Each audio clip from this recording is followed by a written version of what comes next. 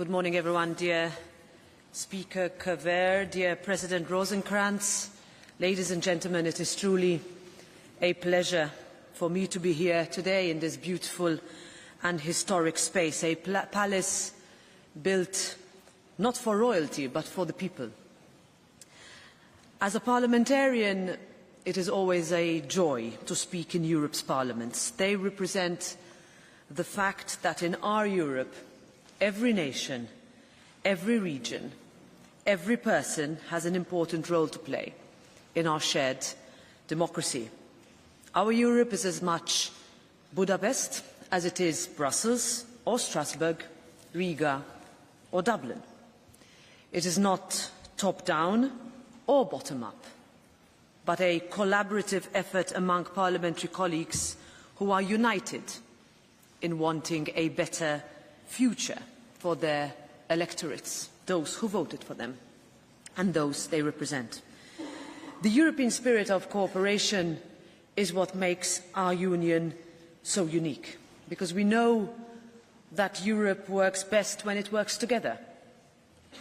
The future of our shared continent does not lie exclusively in Europe or in the nation state, but in how much we can work together to improve the lives of Europeans everywhere, not separated by invisible and needless barriers, but cooperating with vision and ambition. And in this task, we all have a role to play.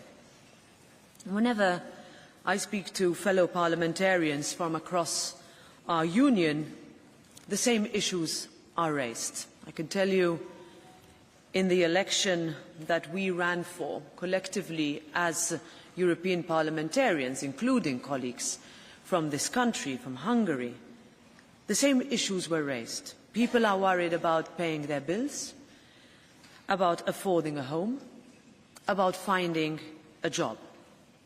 And whilst we all know that Europe is not one size fits all, we have shown again and again that by working together, we can build real solutions to the problems that we all face, of course, with full respect to the principle of subsidiarity.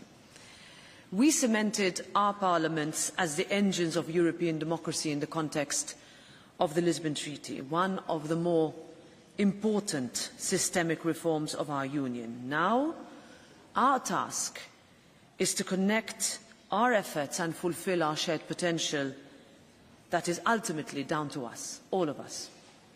And this is why these annual conferences are so crucial, as are the various forms of interparliamentary cooperation that we have jointly constructed as national parliaments, as the European Parliament, to enable these discussions, whether it is within framework like COSAC to conferences like the European Parliamentary Week.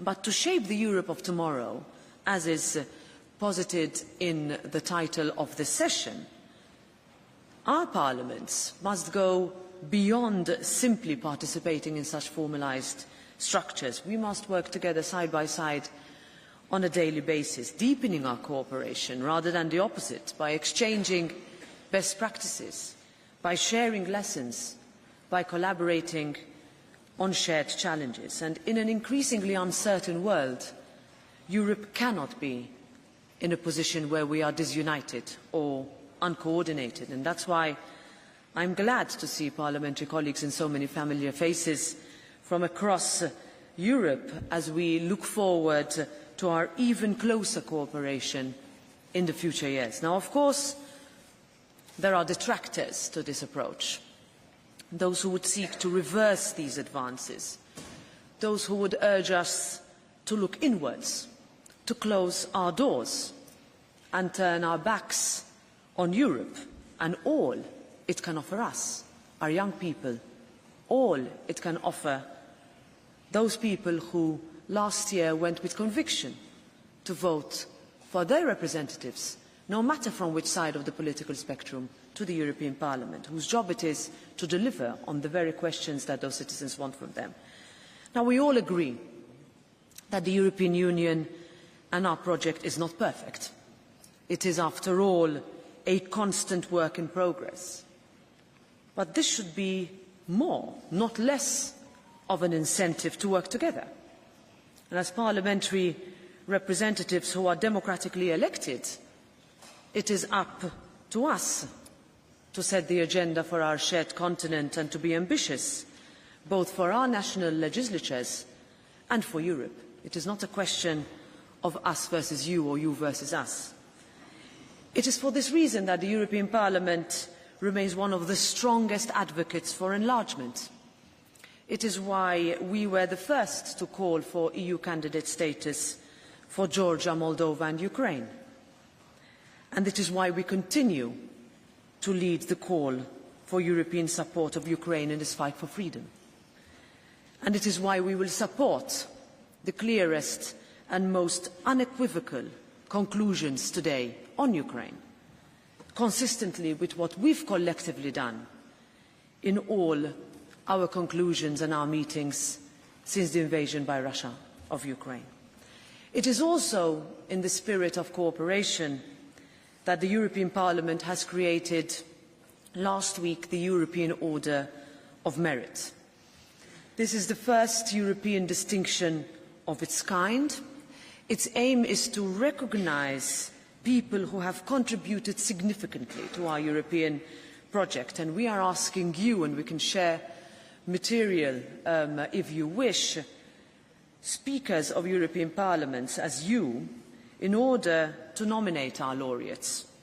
And I urge you to encourage your citizens, this is how the process will work, to approach you with ideas and proposals, because after all this European Order of Merit is for them. Because ultimately Europe is shaped by its democracies and it is shaped by its citizens. It is at its very basic, ultimately, what we make of it. So my plea to you, as we continue our work together, is to not waste this opportunity. Let's strengthen our cooperation and work together to build what our citizens want from us, and ultimately that is a better Europe that works for everyone. Thank you.